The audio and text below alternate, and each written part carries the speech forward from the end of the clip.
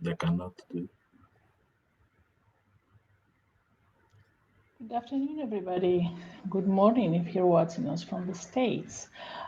This is one more webinar, one of our weekly webinars, the weekly webinars of the Greek Scientist Society.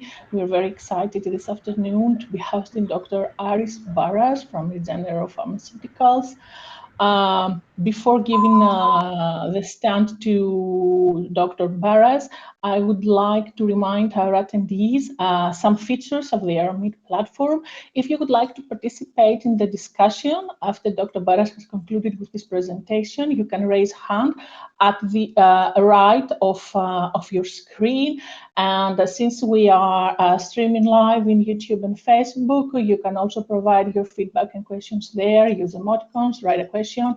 We will get them and ask the question to Dr. Baras. And at the end of the event, do not forget to stay in the lounge where you can network with other Greek and Cypriot scientists. So, Dr. Aris Baras, who joined Regeneron in 2011, has been the man who helped build the Regeneron genetic centers, as a friend of mine on the other side of the ocean was telling me the other day. He now serves as a senior vice president. Previously, he has held roles and responsibilities across R&D and business development. And I think we are very fortunate to be hosting him tonight.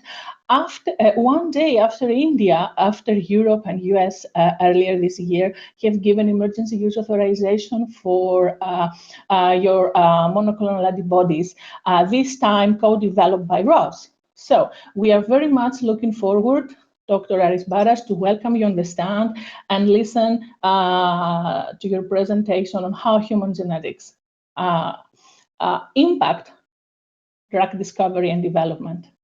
Thank you so much for being here with us. Thank you, Vicky, for the very nice introduction. It really is a special time, of course, to be working and be part of the team of Regeneron. Obviously, with what has been going on around us the last year with the pandemic, and to be able to use science to combat the virus and come up with effective strategies, it's really been a remarkable time. And I thank you and Theo for the opportunity to speak to colleagues around the world here. So I will jump in and I will rely on you to tell me when everything is looking good. Is everything looking good? Let's give it a second.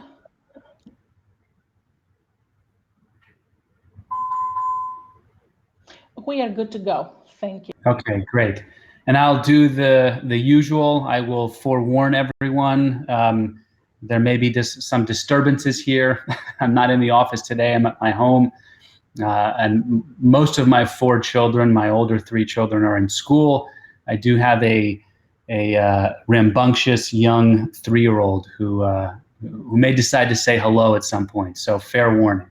But it would be a pleasure. Let me get going. So as you know, I'm sure it's obvious to most of you, I do have a big Greek connection. My folks came to the United States from Greece, both of them, to study in graduate school in mathematics and in science, but also in business in my mother's case. And they settled in the Washington, D.C., Maryland area, and that's where I was born and raised, and my older brother, who's also a physician scientist in cancer and in genomics at Johns Hopkins, close to home in Maryland. I'm a big sports fanatic, as many of us are, in Greece, and certainly soccer, basketball, those are big sports, but also things that I've, picked up here in the U.S., sports like lacrosse, really anything. I can't skate, and so hockey is an unusual, less interesting thing for me. Moving on to other, influences and organizations, I spent a lot of time in North Carolina. I got 3 degrees from Duke University and did my clinical training and early research there in immunology and cancer. And of course, adding to those areas, also spent the last 10 years or so doing genetics and drug development at Regeneron. And my passion is really around that intersection of science and medicine and business and bringing innovation and biotechnology to therapeutics so we can help as many patients as possible. Finally, for me, we're all different, but I'm really driven and I love the journey of building things, great products, great technologies, trying to address some of the biggest challenges in the world: cancer, obesity, pandemics.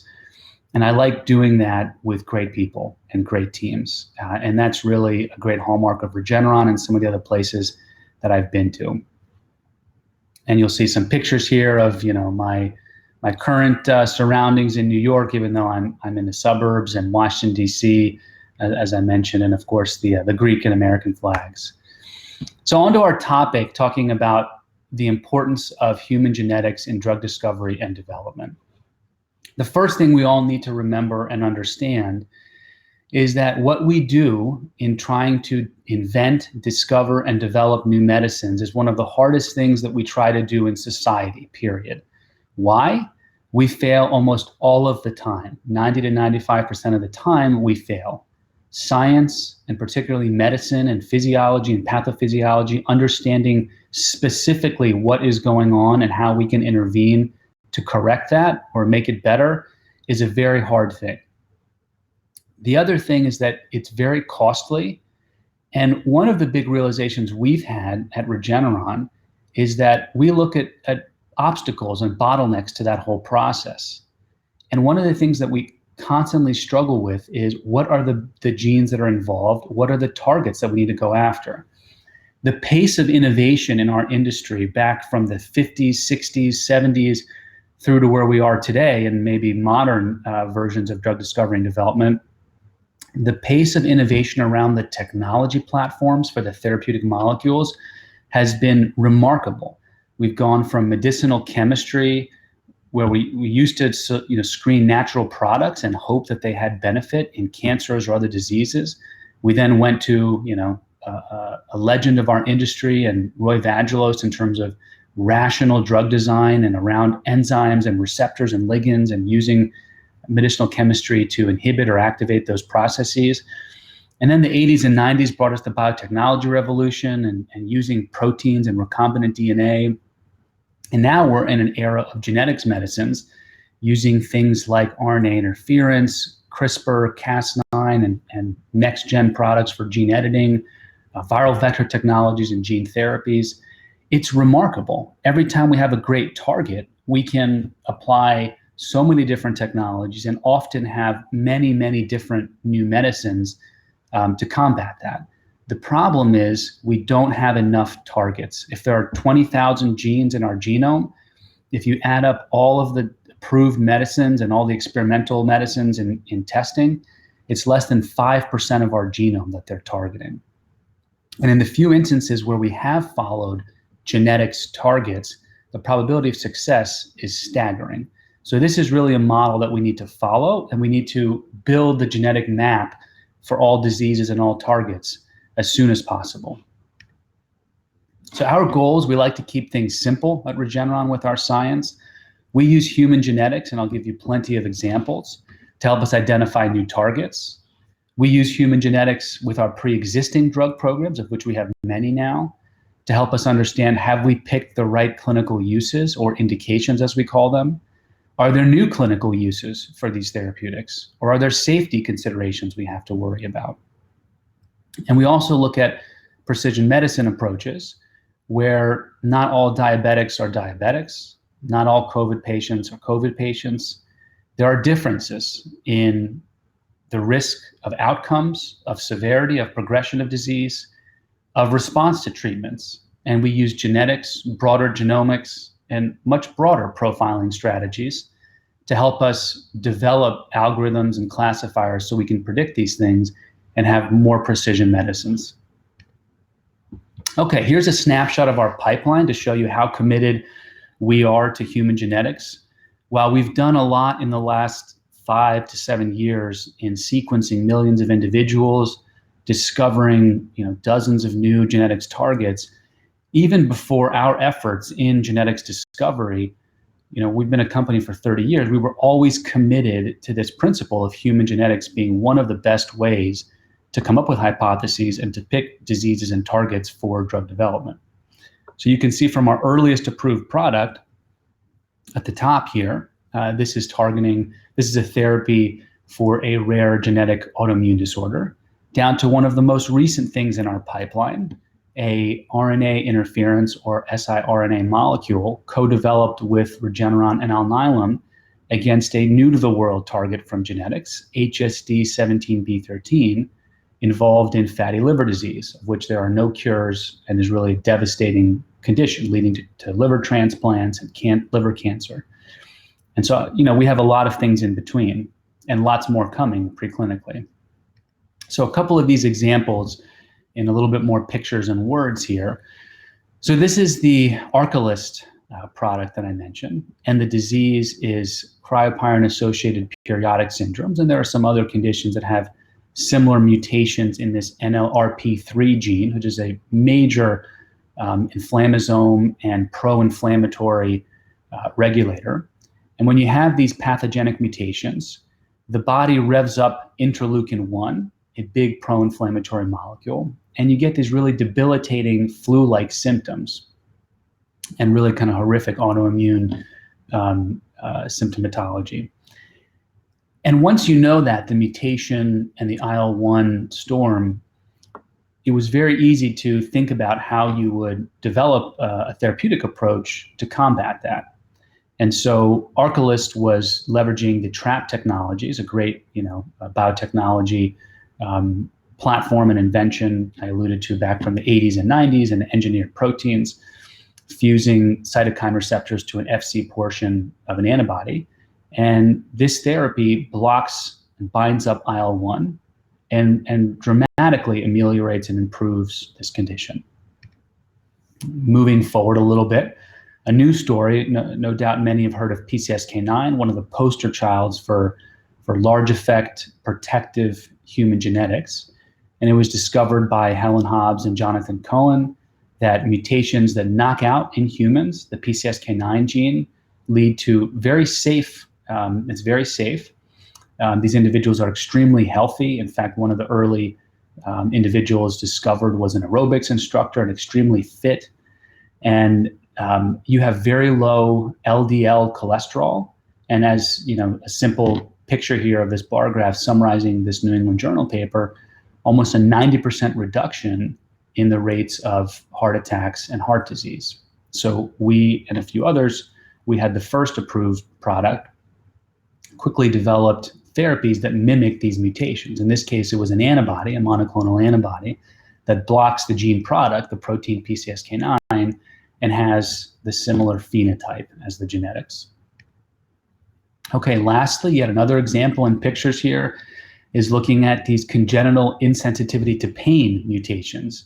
And in these families, you have mutations in a couple different genes, NGF, for example, nerve growth factor, or a sodium channel NaV1.7. They're extremely rare, sometimes 1 in a million, but they don't perceive pain or have a dramatic reduction in the pain perception.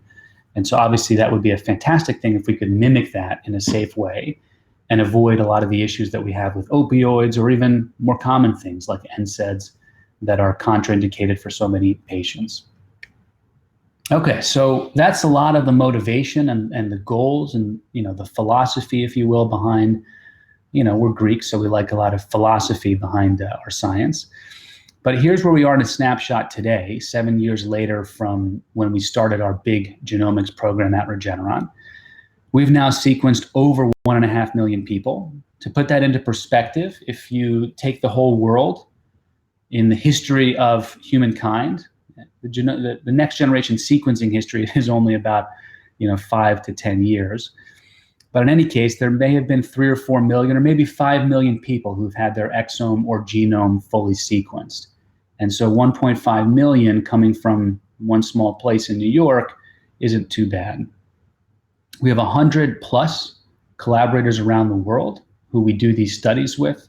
I've mentioned a few here, the UK Biobank, a fantastic study of 500,000 individuals enrolled with all their health records, with imaging, and with all the genomics we've created.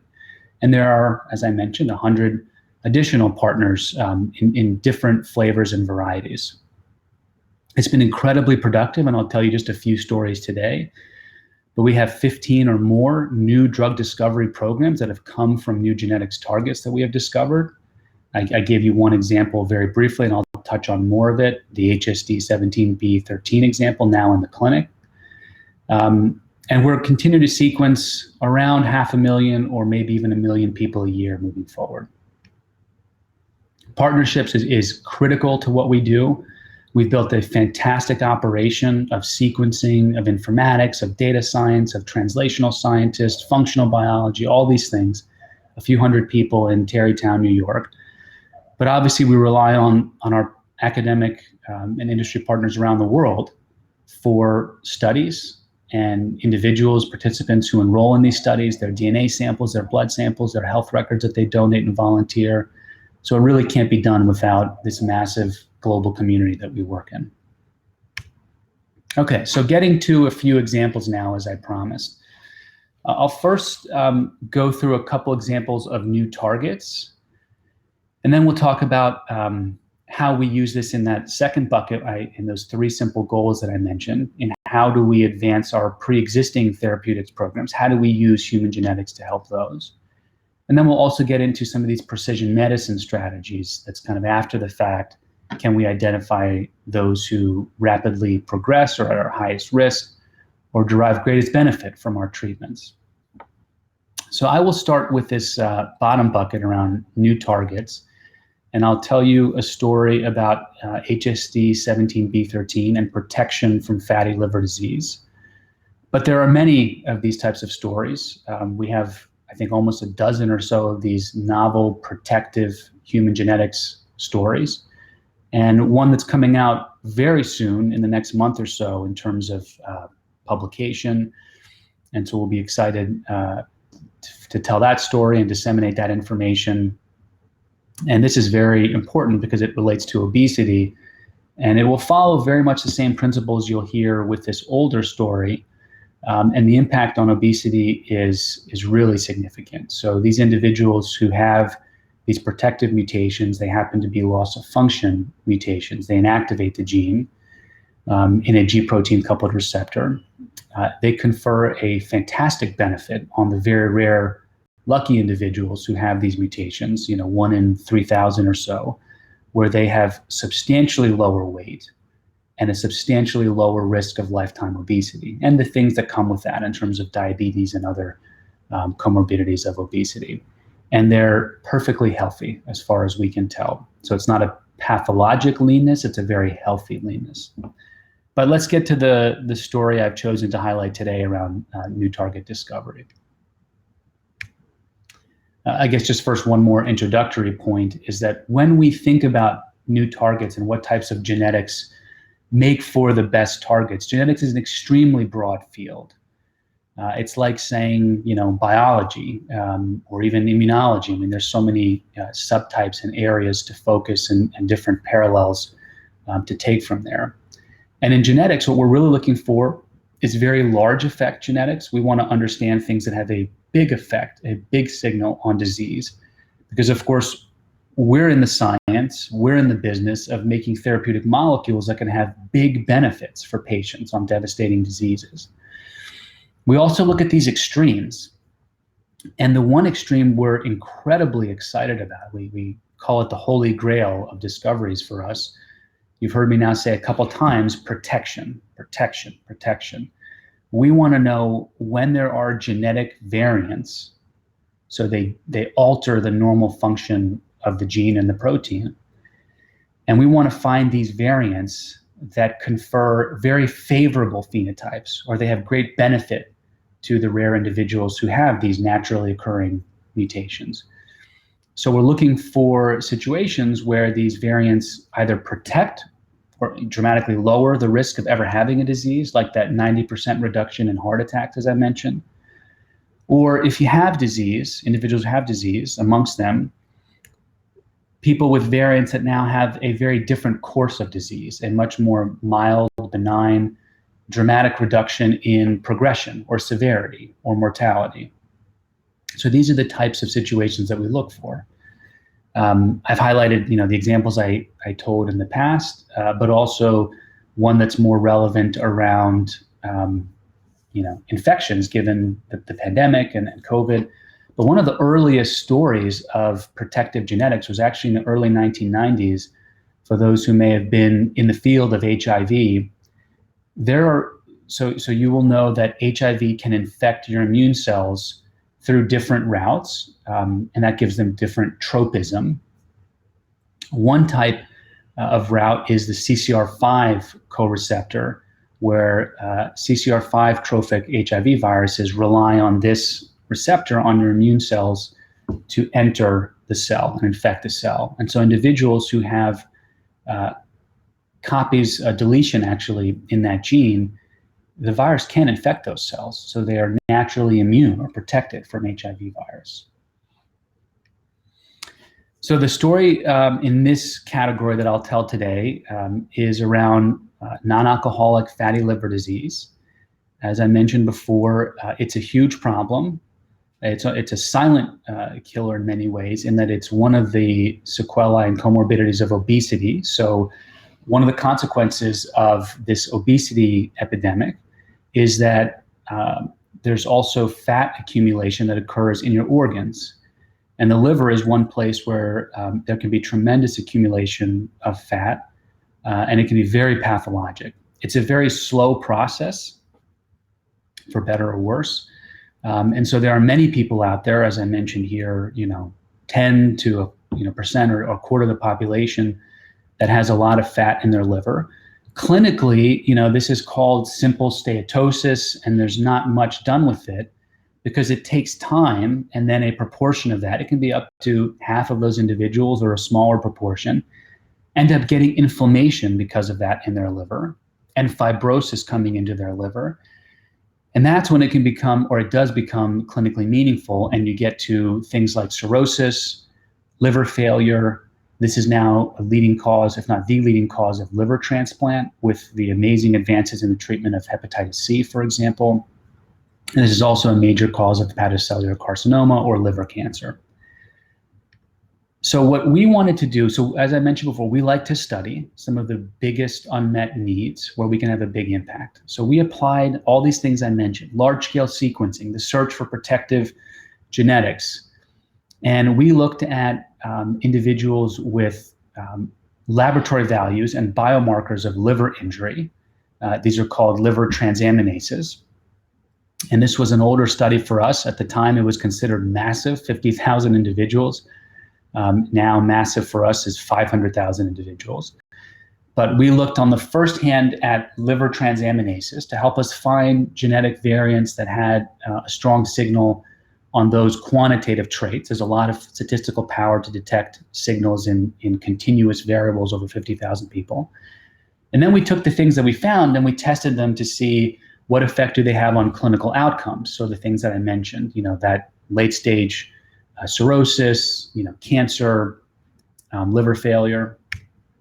And here's what we found. So for those in the field of genetics, what you're looking at here are Manhattan plots.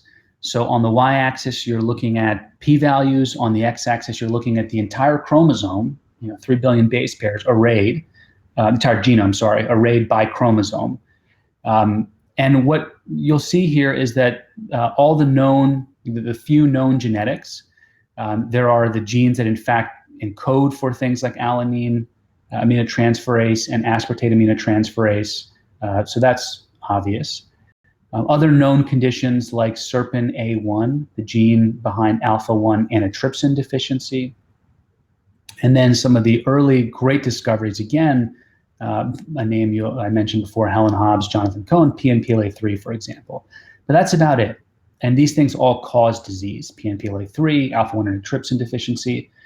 What we found was this new gene, hydroxysteroid dehydrogenase 17, and the 13th member of the family. And here is the exon and intron sequence pictured here of the normal gene. And what we found in this signal here was actually what's called a splice variant. But what it did was chop off the end of the protein product and essentially inactivates the gene in those individuals. And so we did the signal seeking, as I told you, and then now we go into the clinical outcomes. And so we see that, and I'll orient you guys just in these first few plots, and then you'll be experts and you'll recognize them in the rest of the talk. Here now we're looking at odds ratios because we're switching from continuous plots and we're looking at binary outcomes. Did you have disease or not? And anything to the left of this line, so this dotted line is 1, meaning neutral. Anything to the left means you're reducing your risk. Anything to the right means you're increasing your risk. And exactly by this amount. So in this instance here, if you can see my cursor, the individuals, and you remember for most genes we have 2 copies. So individuals that have 1 copy of this good mutation, they had around a 40% reduction in risk. And for those who had a second copy, they had further benefit, more than 50% reduction in risk. This is pretty significant. And I'll spare you in the talk today, but we had substantially more data in other cohorts to replicate this initial finding. So this got us unbelievably excited. Remember, we have a disease that has no treatment. It's devastating, and our entire industry has been heavily investing in this. And now we have the first protective genetics finding. So now we have to understand a little bit about the mechanism, the biology. What's our therapeutic hypothesis? How can we create a therapeutic to mimic these genetics, just like we did with PCSK9 and some other examples I alluded to?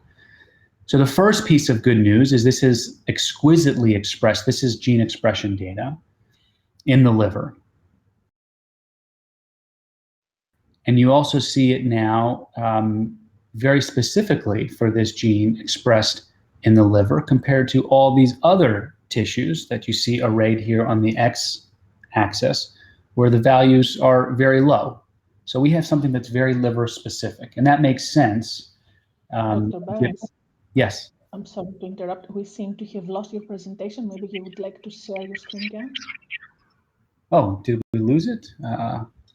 Hold on. I don't know why that happened. Let me go back and reshare. That would be great. Thank you. Thank you very much, Vicky. Of course. Is it there again? No, let's give it a second. Sure. I think it's coming back.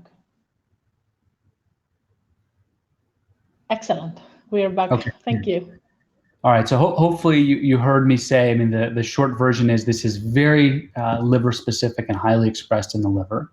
It's also an intracellular enzyme for those who gathered from its name. And so the modality we chose to pursue is RNAi therapeutics, and I'll tell you a little more about that. But this is more confirmation in terms of the biology. So you can see that the full length form, the transcript here, is dramatically depleted when you get individuals who have 1 copy or then 2 copies of this good allele, if you will. And then the truncated form, right, the one that had the end chopped off, is dramatically increased, right? It's really the only form, if you see the difference in those individuals who are homozygous for this mutation. And now at the protein level, remember these terminologies, the transcript A and D, you'll start to see that you don't really have much protein. You start to see a switch in the heterozygotes, and it's balanced between both forms. And then in the homozygotes, you have only the truncated form, but also that truncated form is not being really expressed and translated well. So you have a great deficiency of protein there. We've quantified that. And lastly, we characterize this at great lengths, right? We've done genetics, we've done gene expression, protein levels, and now we're looking at the biochemical level. We know a little bit about the substrates, the enzymes, the products, and so we chose a nice system where we can convert estrogen to estradiol. And you can see here that in a couple different enzymatic systems here, bioassays, you can see dramatic reduction in the activity for this variant form. Now, the final piece, and just to show you how powerful the genetics and the data science is, we know that this is a complicated process. I outlined for you there's liver fat accumulation, there's inflammation involved, there's fibrosis involved. lots of different biology and pathophysiology. So what is going on here? Understanding mechanism is critically important to therapeutics, understanding biology. So we had great data that we could ask questions. We went into a sub-cohort in one of these collaborators I mentioned, the Geisinger Health System, where we've now sequenced almost 200,000 individuals in a health system that's a few million people in Pennsylvania in the US. And there's a subset of 2,000 to 3,000 individuals who have severe obesity and are part of their bariatric surgery clinic and part of their bariatric surgery research cohort. And there's histopathology on liver biopsies from each of these individuals. So here you can see that these are the individuals that have the normal gene function. These individuals have the one copy of what we're calling the good, the protective allele. And these bottom group here, the third, the TA, are the ones that have both copies of the good. And if you look at the legend here, right, we're looking at the proportion of individuals that have normal liver or that have liver fat, simple steatosis, or those that have NASH and fibrosis, inflammation and fibrosis. And this gave us the clue that, yes, while this is protective for liver disease, cirrhosis, all those things we mentioned, what's going on here is there does not seem to be a change in liver fat. And I'll show you another slide on this. The proportion with normal livers is the same. It's not like there's a reduction in the amount of liver fat. But what is going on is that individuals who do have fatty liver disease tend to just stay in that benign simple steatosis realm, and they're not progressing to NASH fibrosis, right? It's very clear the proportion in red here is much less than in the normal form, right? So that's what's going on here. It's all about this inflammation and fibrosis that's being blunted. Just, further proof on the first point, we're looking at the amount on the y-axis here of fat in your liver. And these are the same people, the normal, one good copy, two good copies. You can see pretty clearly that there's no evidence that there's any change in liver fat, whether it's in African Americans and European Americans or Hispanic Americans. It's all about the same. Okay, so that's the first story. And as I mentioned, we moved very quickly. This was a 2016-17 discovery, 2018 publication. Here we are last year in 2020 with the molecule in the clinic, testing in patients. So that's very exciting. Now switching to the second part of what I wanted to talk about. Now we're talking about pre-existing programs that we've had at Regeneron, and how can we use these same principles and approaches in genetics to help us guide the development of our existing therapeutics. Big picture points, simple points. Why is genetics so useful here? Genetics is essentially an in silico clinical trial. What is a clinical trial, right, that we do? A randomized controlled trial. We randomize individuals to an intervention, a therapy, or a placebo. We make sure the groups are balanced, right? There's not major biases, that they're either in gender, in age, or comorbidities that those covariates might influence the outcome, right? We want them balanced between groups. So we can assess in a randomized controlled trial the true effect of an intervention compared to a control group. That's exactly genetics. You are getting randomized at birth to variants that you inherit. You then have the same balancing of confounders, and you can establish causal associations like we did with the protective HSD17B13 variant compared to those with a normal functioning gene. So we apply the same principle now when we have a big program, a controversial program perhaps, years ago, not now, like angiopoietin-like 3, that had a dramatic effect on cholesterol and triglycerides. But compared to something like PCSK9, where it had a big effect on LDL, and I think everyone knows that LDL is a bad thing and reducing it is therefore good. In this case, this gene, this target does reduce LDL, but it also does some other things, which we think and we now know are quite good. It reduces triglycerides substantially more. And in fact, it does that by the same mechanism. It reduces apolipoprotein B particles, which contain LDL and triglycerides. But it also reduces those other particles, apolipoprotein A and HDL, that they contain. So everything goes down. And before we and others in the field had really developed this area of science, there was controversy here. Clearly, many on this meeting and talk today will remember, oh, HDL is good. We want more HDL. Triglycerides were controversial. So it was a big question. Would inhibiting ANGPTL3, would lowering all these cholesterol, lipid fractions, and triglycerides be a good thing or not? And there were secondary questions around type 2 diabetes and fatty liver disease we could also answer. So we got together as a research and development team, and we used the same principles. It was known that there were families in Italy, in St. Louis, in the US, that had ANGPTL3 mutations, loss of function, knockout mutations. There were individuals who were completely deficient or null in the families, and we could study them. When we got to large numbers, we could also study individuals just in the wild, if you will, right? So there were, 1 in 500 or maybe more rare, 1 in 1,000 individuals that had these loss of function mutations in ANGPTL3. And if you got to large enough data, you could say pretty conclusively, were these things good or what was their profile? So here was that study.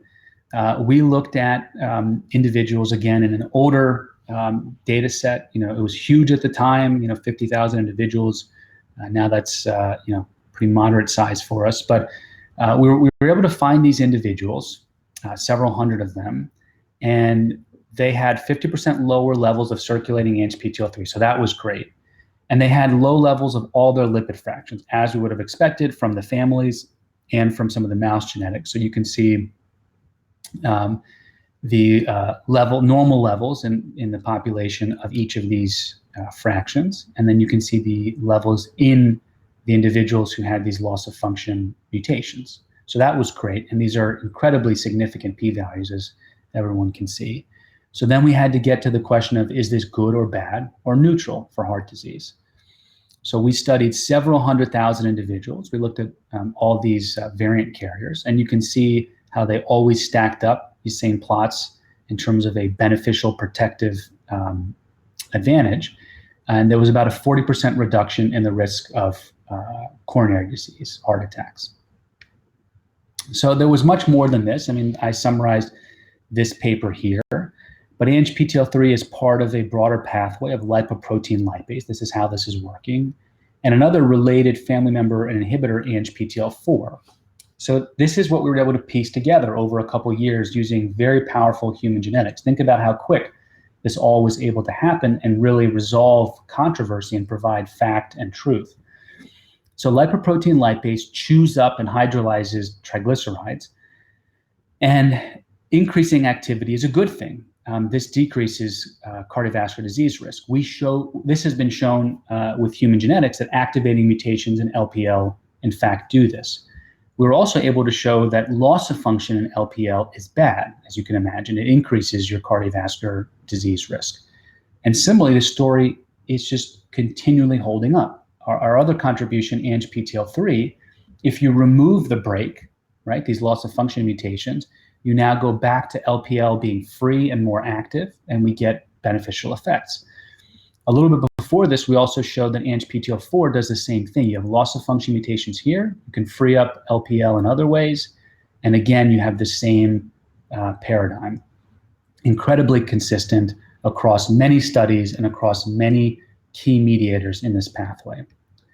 And of course, our goal to develop effective therapeutics, just one of our recent studies in a rare form of lipid disorder, homozygous familial hypercholesterolemia, where these individuals have incredibly high levels of cholesterol and rates of heart attacks and mortality very early onset, in their 30s and 40s. It's really devastating. And even the current therapies that are out there are not very effective. And a minor tangent here, but particularly because the more common forms of homozygous familial hypercholesterolemia are due to mutations in the LDL receptor, some of the therapies like statins and PCSK9s don't work so great there because they work through the LDL receptor, whereas this is a completely different pathway. And look at the dramatic effect there on lipids. So our ANGPTL3 program was approved just this year. for this lipid disorder. Okay, let me switch to the last segment here, and I think we'll be in good time, maybe 5-10 minutes more. So precision medicine, moving away from these new targets and existing development programs, very specific, narrow hypotheses we're going after. Now we're looking at, big important studies and trying to understand, is everyone the same? Or are there differences in our risk of a certain event or outcome and to our response to a certain treatment? And of course, the answers are yes, but how do we find them? So I've highlighted, just 3 very diverse examples, and then I'm going to jump into this middle panel here and give you more of the science, more of the data, and tell the story. But I wanted to show you guys just how profound and impactful these approaches can be, and back to one of my first slides, why they're essential, if not critical, for what we're doing in drug discovery and development. So relevant, you guys were mentioning some updates. Thank you, applauding Regeneron's efforts with COVID. Here's one of the earliest experiences we had with viruses and how we learned through failure to be able to be successful in situations like today and with COVID. So respiratory syncytial virus, it's a virus that infects, it can infect young children, elderly, immunocompromised. Almost every one of us has been infected and it's no problem. But for those susceptible groups that I mentioned, it can be very problematic. In kids, for example, it can lead to RSV bronchiolitis and require hospitalizations. And so there has been development in the industry to come up with antibodies that can block and protect from this. And so we had developed great antibody against RSV. And in the overall trial, unfortunately, it ended up not working. And when we broke that down, there happened to be 2 strains of RSV, RSV-A and RSV-B. You can clearly see here in the RSV-A study, it was a smashing success. You're seeing on the y-axis rates of events there. So you can see clear separation between untreated and treated. But yet in the RSV-B, no such benefit. What was it? What happened? Well, we sequenced the viruses from everyone, and we found that in the RSV-B trials, the RSV-B strains all had a mutation right at the antibody binding site. So the antibody wouldn't bind, right? It was basically inert. And this is obviously very relevant as we all talk about variants today. But this example at Regeneron is why we no longer make single antibodies against viruses, and we always make what we call a cocktail. Multiple antibodies binding at different epitopes. So when a mutation like this occurs that escapes an antibody, we will have other backup points. And just like our cocktail now is very effective against all variants we've seen. Okay, the middle bucket here is now switching gears to cardiovascular disease. And for the sake of time, let me just tell that story in the subsequent slides. But coming back to something very relevant and recent, we've been looking at coronavirus and risk of hospitalization. The genetics for COVID, human genetics, are very early. We only have, maybe a handful of genetic variants in the human genome that impact your risk for hospitalization. But already by combining the first 4 variants that impacted risk, we can stratify people. This is just looking at people that have the top 40%, or they're the top 5% of the population in terms of how many of those risk-increasing variants they have in their genome. You can stratify people, by 2-fold in terms of their risk. And so if you look at clinical risk factors, everyone knows age, obesity, things like that can predict outcomes. But now look at the genetics, how much it enhances that. So this group right here is the same as your low clinical risk factors. And you can stratify between low clinical risk factors, but also now those with high genetic risk, and they have much higher risk. So you might have thought you were low risk, but you had, your genome had variants in it that put you at risk, and the top 10% of that group actually does have very high risk. Or even if you're in the very high risk, you're elderly, obese, you can have even further substantial risk. So knowing this information in the future is going to be incredibly important. Okay, last 5 minutes here. We really love this story. And we applied precision medicine to one of the biggest trials, or the biggest trial we've ever run. And that was a cardiovascular outcome study in 20,000 individuals over 3 years, looking at the drug Praluent. I already mentioned to you the PCSK9 story. You guys are pros and experts and know the genetics and what the drug does. And overall, it had that's a little later slides, but I'll just tell you it's about a 15 to 20% reduction in heart attacks and mortality, just over a 3-year period. And we did some things which are obvious, like if you look for individuals in that 20,000 person trial that had higher lipids, would they benefit greater from the drug? Yes, they did. So then we asked some questions, hey, can genetics also help us identify those at higher risk or who have greater risk, greater treatment benefit? So a little bit of setup here so you know what we did. Height, switching gears, is one of the most genetic traits, and it's one of the most studied genetic traits. So this is a fellow here. Remember my sports enthusiasm, and I know many fellow Greeks share our love of basketball. Well, this guy, Sean Bradley, is 7'6".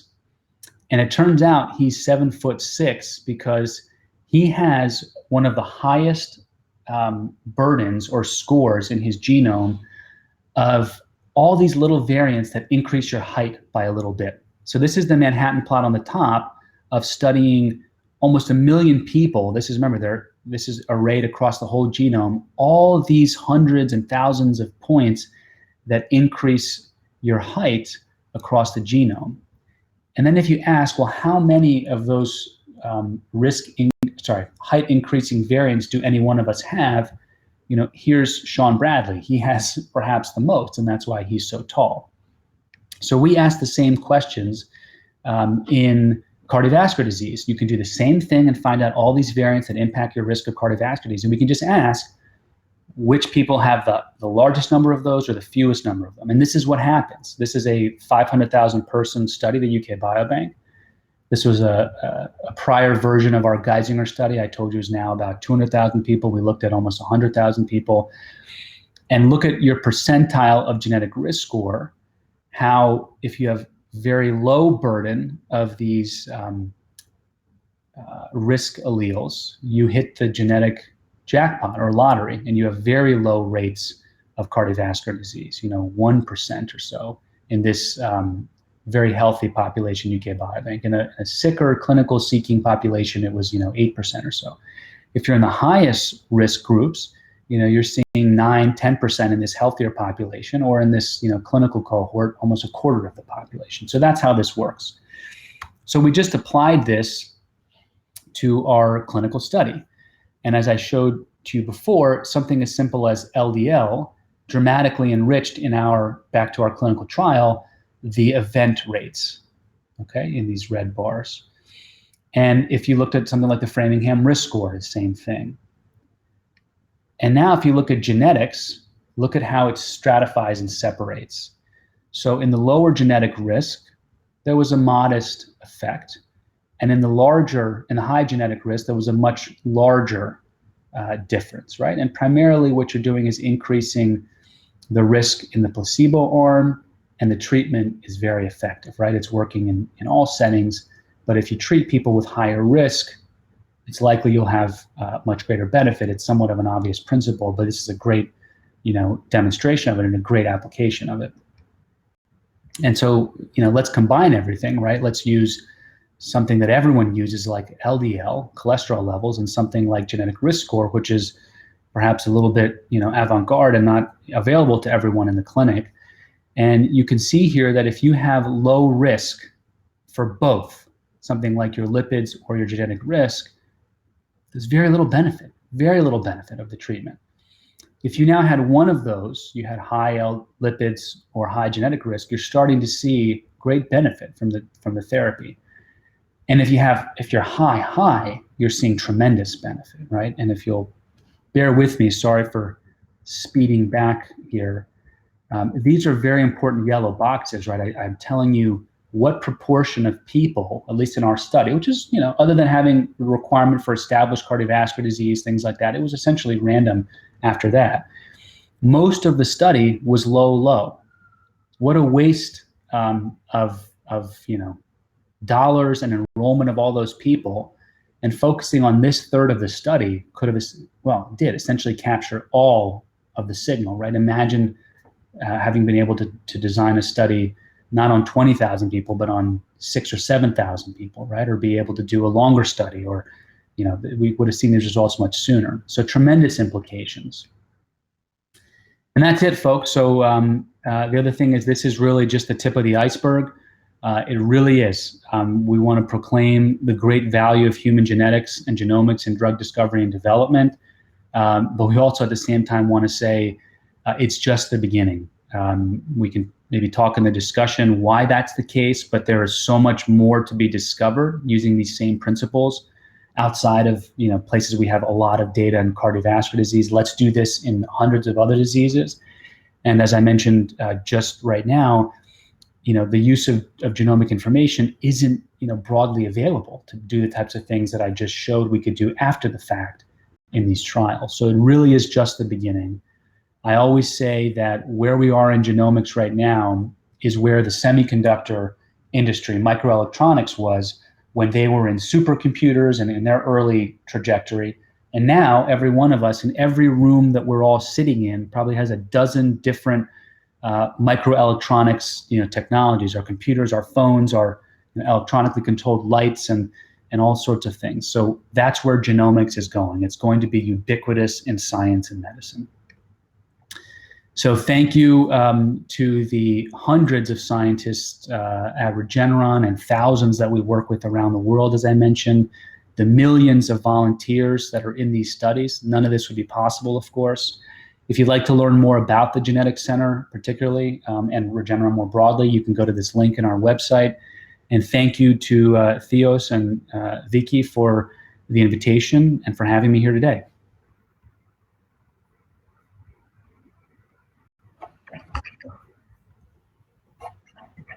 Vicky, please go on. Our pleasure, Dr. Baras. Thank you so much for being with us today. You do an amazing job over there in Regeneron, and we are very, very proud that some Greeks are in the front line in the pharma industry worldwide. It's amazing. Vicky, please go on, and please invite the people to ask their questions. Vicky, you are not, we can't hear you.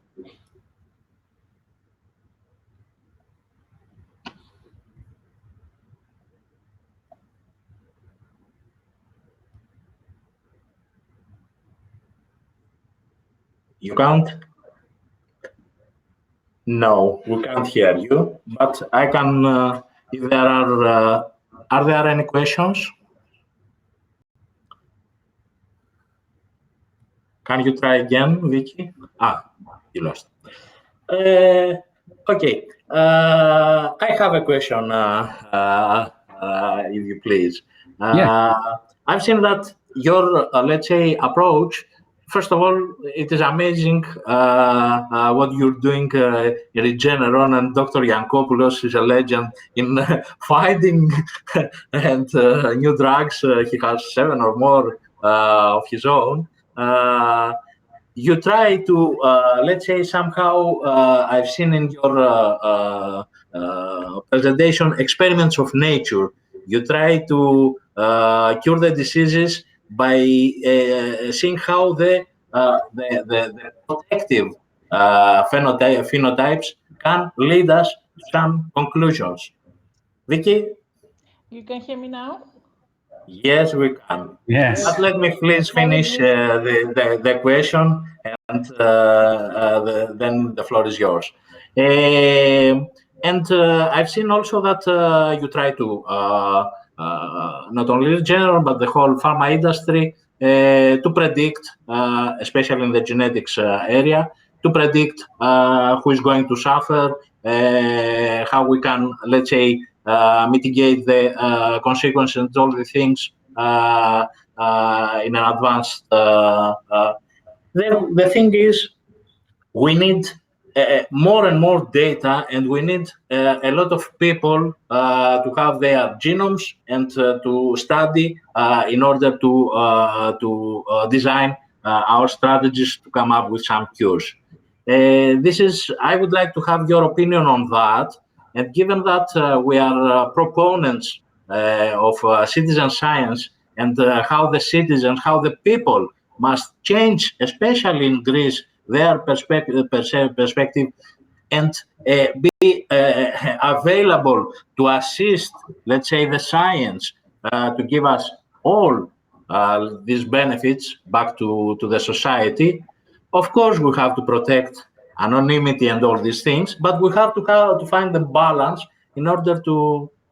And my question is, how would you, let's say, develop this kind of how you should attract more, let's say, people to participate in this kind of studies, especially the healthy ones, and find the positive phenotype, which is something, it's not, let's say, the usual way. Please go on.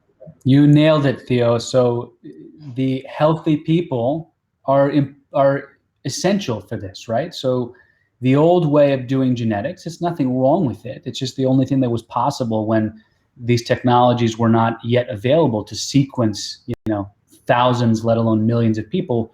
We studied people who were sick and we found the genes that caused those things. And those are incredibly important approaches that we still do today.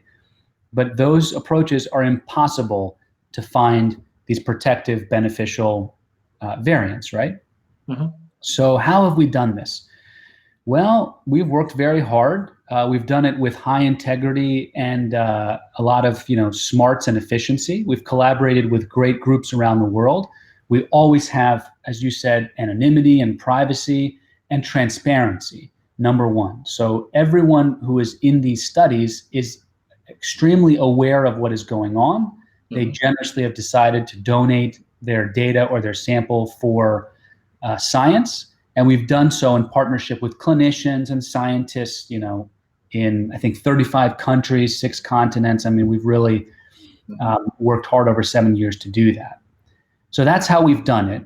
But doing it this way, we'll continue to get, we'll go from 1.5 million, we'll get to 5 million.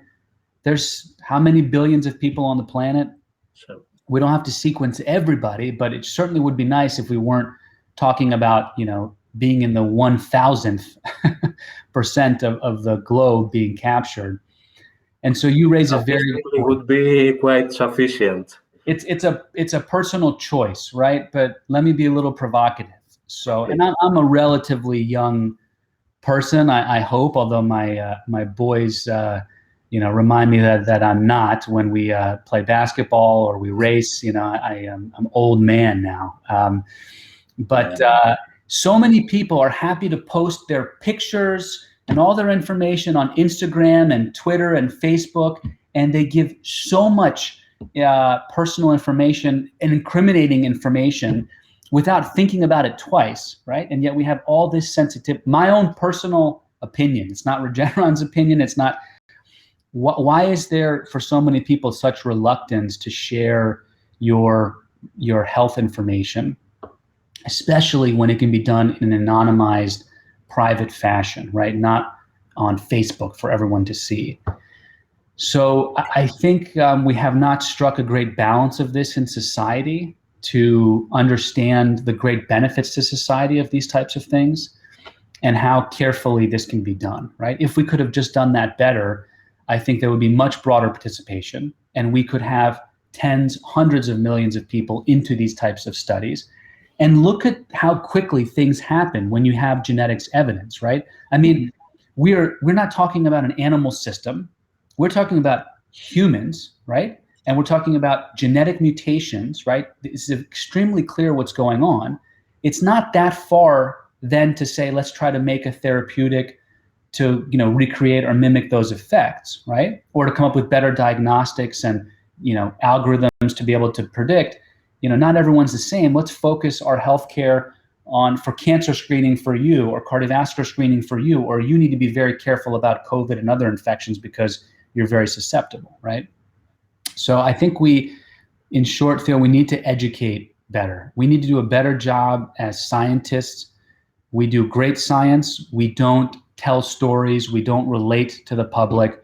We need citizens, as you said, to understand the power of science and the power of genomics. We have a paper coming out soon about another protective story like this in COVID. It's a very obvious thing. I just want to respect all the collaborators involved, scientists at dozens of institutions. So it'll be out soon enough.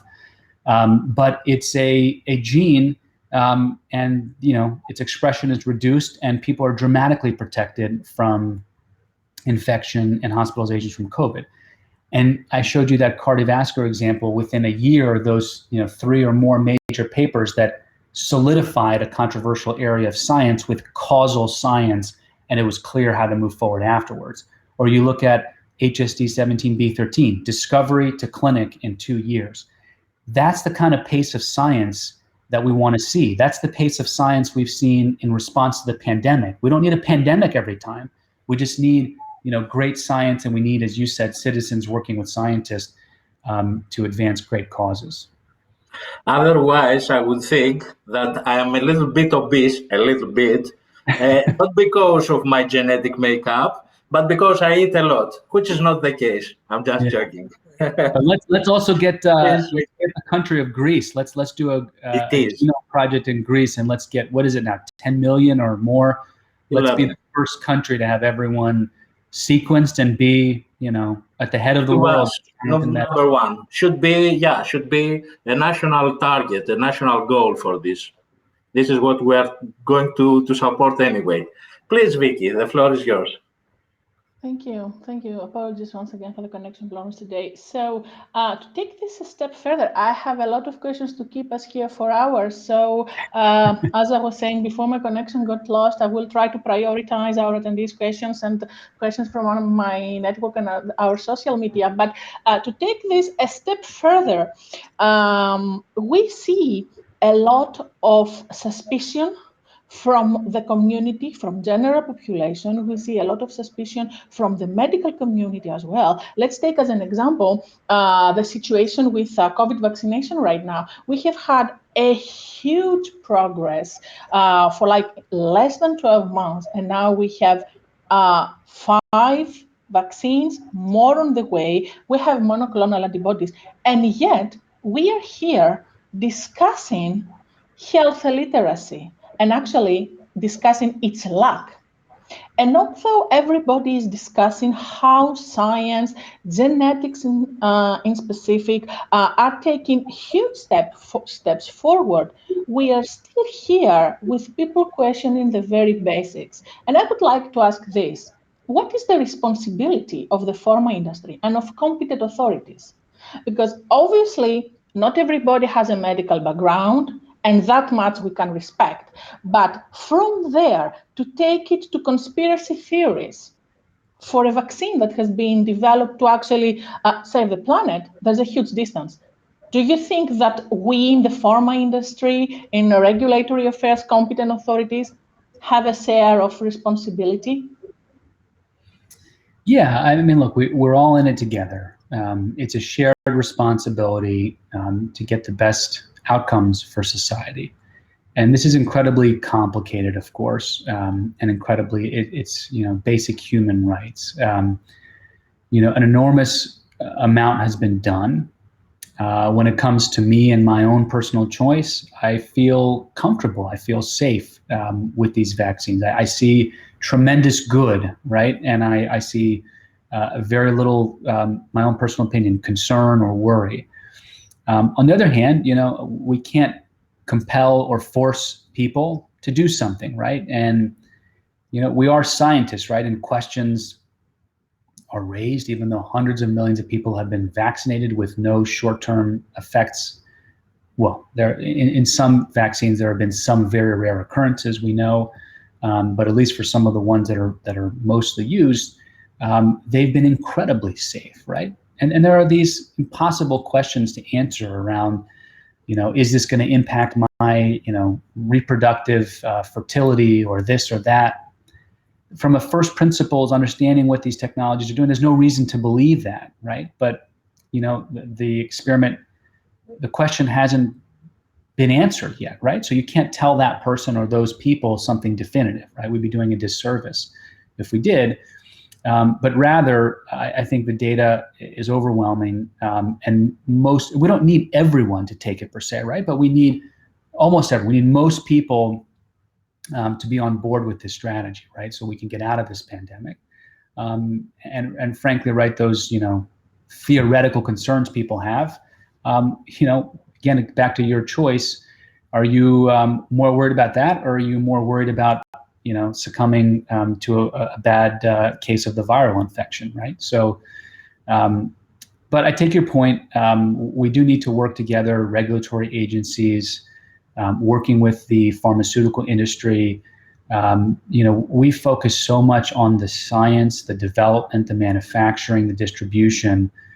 Oftentimes, it's not one of our biggest competencies in terms of literacy and public education and the public discourse and dialogue, right? So, and there's also, frankly, laws and regulations against that, right? We're supposed to present, the data and the facts, and there's supposed to be other unbiased parties who make those decisions.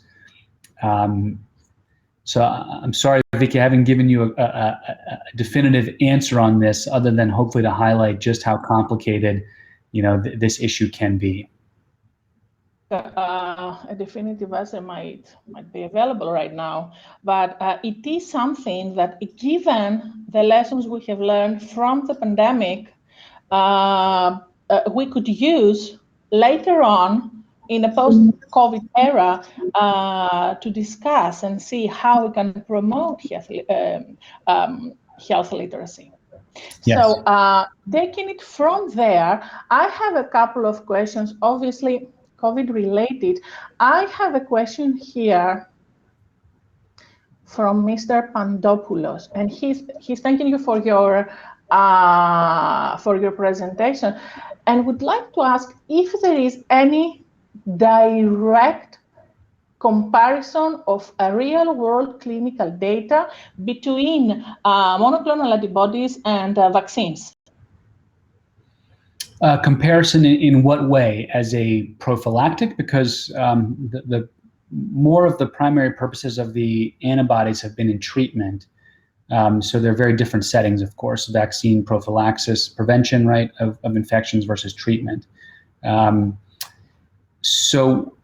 Okay, but let me follow the question, because you may not be able to resolve his question. I assume that maybe, looking at the prophylaxis approach. So we do have studies, and I think others have studies looking at prophylaxis. There is no study that I'm aware of, as I discussed, in the importance of randomized controlled trials, that is looking at vaccination compared to prophylactic administration of antibody cocktails. But we can look perhaps across study to get some, just general themes. And I'm very hopeful that the data will be very positive, and we've seen some early evidence of that. And why is this very important? It's not that we need the antibody cocktails to be an alternative to vaccines for people where the vaccines will be very, very effective. But in fact, there's a large group of individuals who are not going to have a good response to the vaccine, right? So we saw the basic stats. It was, 95% effective, and some of the vaccines less so. So there will still be some people who they didn't mount a great immune response, their own endogenous immune response, for unbeknownst reasons. But there's a very large group, for well-known reasons, of immunocompromised individuals. And these people, as many will know, for long before COVID, have been treated with, for example, intravenous immunoglobulins, IVIG, as a product to give them antibodies from other people in the population that kind of naturally have protection against many of the pathogens they might see. So this is a well-established group of individuals at high risk and high need. And there's many different forms of being immunocompromised, whether it's some primary immune deficiency, it could be some acquired or drug-induced treatment-related for some condition, immunosuppressant. And I think these are really important areas, and that's where we hope that the antibodies will be very effective alternatives to vaccines, where those people, won't be able to mount a great immune response. So I hope I answered his question well enough. If not, we'll invite him to ask another question. Until then, we have a question from Professor Emeritus at the Technical University of Denmark, Professor Sumbasis. I will ask you a question, but by all means, you can come on stage and ask your question by yourself, Professor. Which algorithm can identify alternative splice sites in a genome region? Thank you. Is that, I think, Dr. Sumbasis? Is that right? Yes. Sumbasis. There's lots of options. So I'm not the genome informatics expert on our team, but we do call lots of splice variants with the major, genetic variant callers. So there are now many of these, whether it's, GATK, which was developed by the Broad and maintained by them. There's other groups with different flavors of variant callers. And then there's other groups that have been focusing specifically on splice variants and alternative splice sites and using AI, for example. I think Illumina has a very nice, with their informatics team and group, splice variant, splice AI caller. And they're looking at basically lots of different species. They're looking at RNA-seq data, of course, which is just fantastic to be able to look at those predictions and validate them in the transcripts. Shoot me a note if you'd like, and I can be more specific and get you actual recommendations of pipelines that we use and software that we use. But in the big picture, those are the approaches that we draw upon. Professor Sumbasis, would you like to come to the States to continue any further questions you might have for Dr. Baras? It would be a pleasure for us. Great. Now we have, in a second, we will have Dr. Sumbasis. Good afternoon. Yes, good afternoon. Thank you very much for this wonderful talk, which clarifies many aspects of what is being heard in the news and etc. And I'm very proud that Greeks are really involved in this business and do such nice work, both in the US as also Dr. Kapanidis, for example, for COVID testing in Cambridge, and other molecular biologists. I mean, Tom Maniatis was the Pope of molecular biology cookbooks, he was also Greek, and Efstratiadis, Mudrianakis, etc. Oh yeah, and Myself, I've heard of Efstratiadis a lot. Pardon. Myself, I am a Greek who lived outside of Greek most of his grown-up years and adult years, working in the States and in Germany, Italy, France, everywhere. And I'm a physicist by background, physicist and mathematician, who started being interested in molecular biophysics almost at the time when the DNA helix was found. Yeah. Nevertheless, my last job was in Denmark, where I was at the Center for Biological Sequence Analysis, headed by Søren Brunak in Lyngby. And the whole institute there, which had about 40 people, was interested in developing algorithms for biological sequence analysis in order to do genome analysis and prepare the tools for what you are saying now. Right. So we have used all kinds of artificial intelligence, including neural networks, support vector machines, what you have, recurrent or not recurrent, whatever is publicized now with Google, etc. We have done this 20 years ago. At least the prototypes of that, these things, they slowly come in the market now. But there is still a tremendous problem when you have an unannotated genome, which means you don't do experiments a posteriori, but you want a priori to find what is going on there. It's tremendous problems. I mean, the algorithms being used are hidden Markov models, etc., gene scan, or all these variants that exist for 20 years now. I think this is an open problem. And the open problem it has fundamental mathematical aspect and computer technological aspect combined with the biophysical aspect. Because the regions where I have found, and it's unpublished work, but I will publish it soon, I have found that it correlates, the gene expression correlates with stability, with local stability of DNA to thermal fluctuation, which means only regions which are near promoters before and after the gene and in between the exons too are affected by the distribution of the bases along the DNA sequence. Okay. So this is unpublished stuff. I would like a Greek compatriot to collaborate with me on this thing, and we can publish together, and I disseminate it. And I have done a study before I retired from Denmark. I intended to publish it, but then all this business with the publications, they want now $1,500 to publish. I don't have these funds. You know what I'm saying? Yeah. I'm a retired person. So yeah. what happens? Maybe you could. I have already a study. I just tell you, and I would like to communicate with you. Maybe you are interested in this and we could collaborate. I have a study on stability signals in the human genome in the example of the globins. We had the whole globin family, and we studied with the known set of exon intron splicing sites that were known experimentally.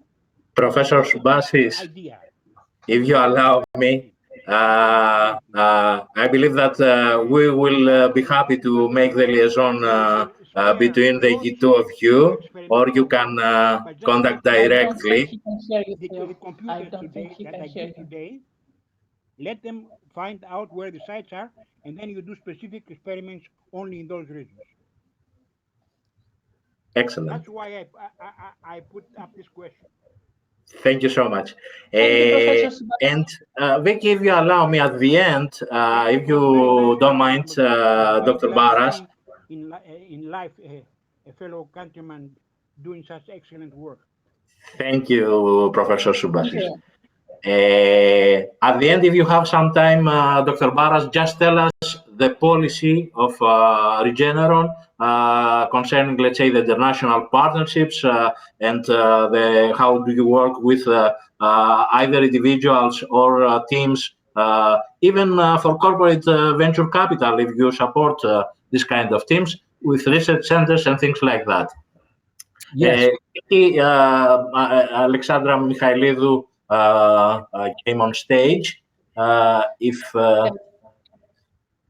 right. Hello. Hi. Hiya. First of all, thank you very much for your talk, and thank you to the Greek Scientists Society for organizing this. I feel very privileged to be able to attend this event. So I've got quite a not philosophical question, but more general question. So I'm coming from a genetics background myself, so I can definitely understand the importance of using genetics and genomics in drug development and discovery, and especially in terms of stratifying patients for specific treatments. But at the end of the day, what really matters is proteomics, right? Because most of the time you have like a specific protein in a specific form that is going to interact with the drug itself. So I was wondering if you could see the field of proteomics eventually becoming the new genomics as like in drug discovery and development. Yeah, no, that's a great question. So yes and no. And so here are the opportunities and the caveats. So increasingly so, and like I mentioned in the evolution of our industry, most of our therapeutics, small molecules, antibodies, other protein therapeutics are in fact interacting with the gene product, the protein itself, as you mentioned. But so many of our new therapeutics now, and I alluded to these genetics medicines, so RNAi, that's obviously recent Nobel Prize technology, that's interacting not at the protein level, right? We're talking about now transcripts and silencing expression, or CRISPR gene editing, right? We're going directly into editing the genome. or viral delivery of gene therapies episomally. So we're not interacting at the protein level. So these genetics approaches that I mentioned are always going to be fantastic at identifying new targets for us. And the one thing I want to emphasize to folks is that genetics gives us unequivocal causality, right? Because of the principles that I talked about. So if I have a disease causing or a disease protecting mutation, it's unequivocal. Proteomics is enormously important. Let me start with some of the caveats, and then I'll share my thoughts, like yours, on the great value of it. So the caveats are that it's context dependent, right? So whereas for most of the part, your genome is your genome. We all know the tumor genome is different, and in fact, there's other places where you acquire mutations, and that's important. But mostly, it's fixed at birth. The proteome, of course, is not. It's very context dependent and dynamic and changes. So practically speaking, from an experimental design, it's very hard to say, let me sequence 500,000 people in the UK Biobank, let me now do 500,000 people's worth of proteomics. Well, at what time point, at what sample point, right? So it's very different. But put that caveat aside, proteomics is incredibly important and is very much the future. One of the only things holding it back is that it's a curve behind where genomics is right now, right? So genetics cost, genetics technology, genetics scale, you can basically get the whole exome, the whole genome with a fraction of % missing or errors. With the proteome, right, the best technologies, SomaLogic, Olink, others, you're getting few thousands of proteins. You're not able to really get the whole proteome, right? But they're rapidly getting there, and their cost points, unfortunately, are a little bit too high compared to genomics technologies, for example. But the proteome is incredibly important because, let me give you at least two examples. One, it's going to be incredibly predictive. When I gave you those examples of cardiovascular outcomes, we have people at baseline, we think we know what their risk is. We were dead wrong, right? I showed you with just adding genetics and some other things, we could dramatically change our understanding of their risk profile. Imagine if I could profile, I can profile 7,000 proteins with SomaLogic or 3,000 with Olink. How much better my stratification and prediction would be, right? I'm very convinced it would be. With COVID or the other examples I gave you, I bet you it would be the same. If I look at people who are infected with COVID and I had a couple thousand proteins in their blood that I could sample, just like we did with the genetics, I bet you we could do a lot better at predicting those at risk, not just with their age and obesity, but now with proteomics and genetics. The other point to mention about the value of proteomics is, let's come back to genetics. We have tens of millions of genetic variants we've discovered as a globe, a world. We will discover hundreds of millions, if not billions, of variants, right, in the many genomes that we see. What do they all mean? We know only a very small fraction of those variants. Most of them are frankly benign. They do nothing, right? Thank goodness for us and all the replication errors.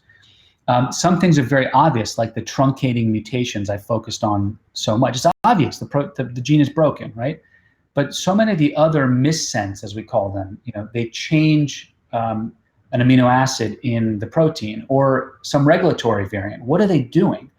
Well, how great would it be, like I showed you with HSD17, we had to do lots of follow-on deep experiments to know what happened at the gene expression level, what happened at the protein level.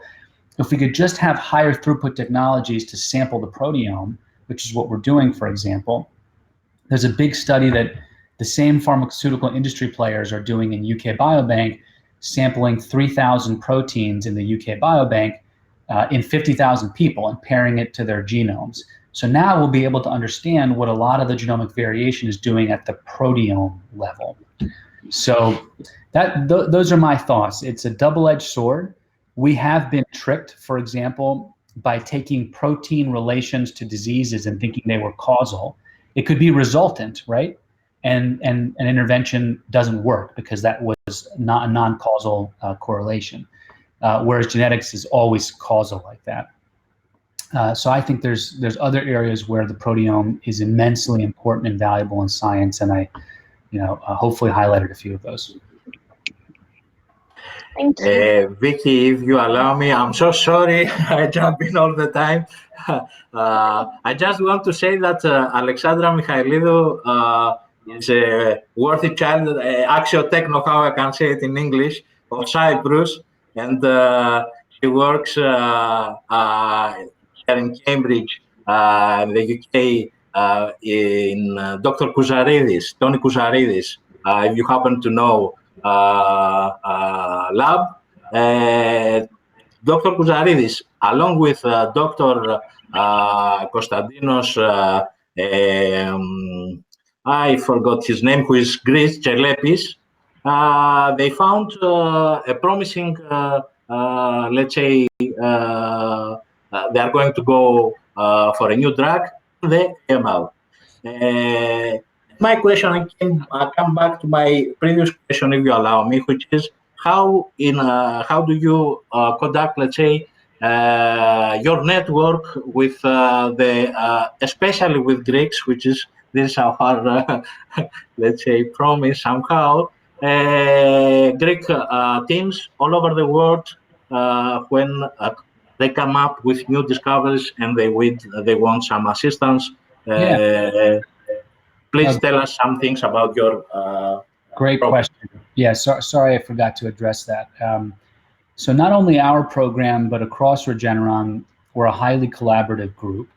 We our really only principle of collaboration, of course, it has to be great science and something we're interested in, but we really want to be and need to be collaborative, right? So we're not so much in the camp of, hey, let's just do, you know, sponsored research and we'll wait over here until you guys are done and let's see what happens. We really like to collaborate and get involved with people who have expertise and capabilities and ideas that we don't, but where we can be complementary and our contribution can help tremendously.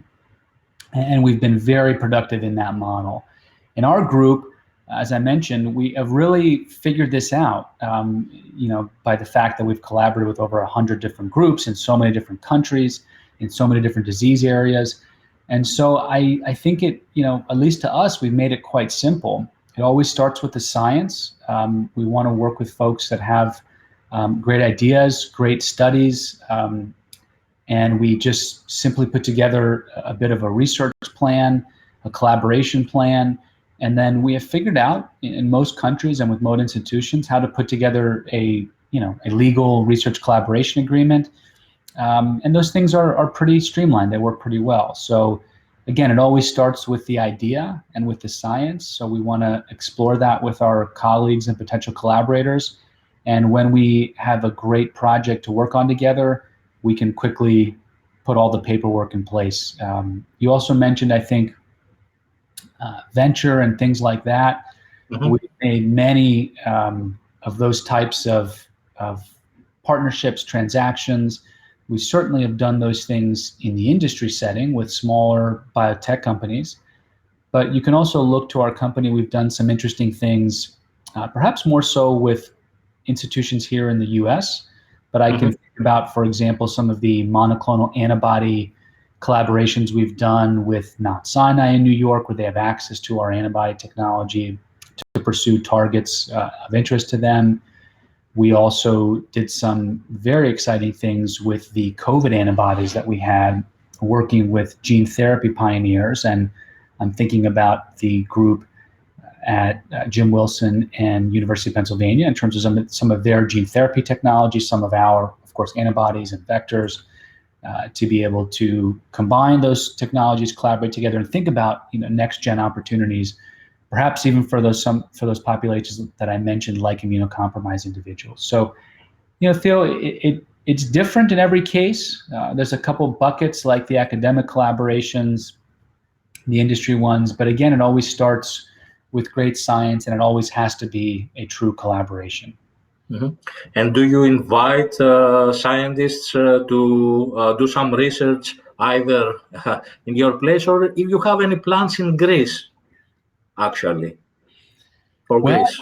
I don't know about the latter. As I mentioned, we would love to do the types of projects that we've done elsewhere in the world with regards to, obviously we have our products in Greece, we do clinical trials there, but doing more research there. We have certainly investigators that we work with at different medical centers and institutions of Greece, but some of these big projects, we haven't really done those. So I would love to find the folks who are involved in these types of things and would love to explore the possibilities in Greece. Mm-hmm. That's great. Theo, We have some more questions. Yes, I have one more question. Actually, the first one, and we still haven't brought this up. It's from Apostolos Papachristos, clinical pharmacology fellow at the University of Chicago. Got it. I see the question here, so I've already read it. I'm happy to give him a response. Yes, we've looked at this. As you can imagine, with our antibody therapeutics, we have a lot of data around the PK of these antibodies, and obviously what you're alluding to, ADAs, anti-drug antibodies. We sequence everyone in our clinical trials, primarily for the types of safety and efficacy readouts and pharmacogenomics that I talked about earlier. But this is certainly an area of interest we've looked at and had hypotheses around the MHC or the HLA region as one that might be driving, differences in ADA rates and overall PK. So we haven't seen any big smoking guns, to be honest, in terms of, and I haven't reviewed this recently, in terms of genome-wide or exonic hits that drive this. But there are some obvious things we want to look at, whether it's some of the receptors for the FC of the antibody, and also the HLA regions or other immune genes. But certainly, if when we find these things, we'll be reporting on them. So stay tuned, but know that we're actively looking at this, especially with our emphasis and focus on antibody therapeutics. Thank you. Mr. Papachristos, unless there is something that you would like to comment. Okay, so I see no other questions. And as we are heading to the end of this very intriguing webinar, for which we would like to thank you, I would like to close this session by actually breaking something up.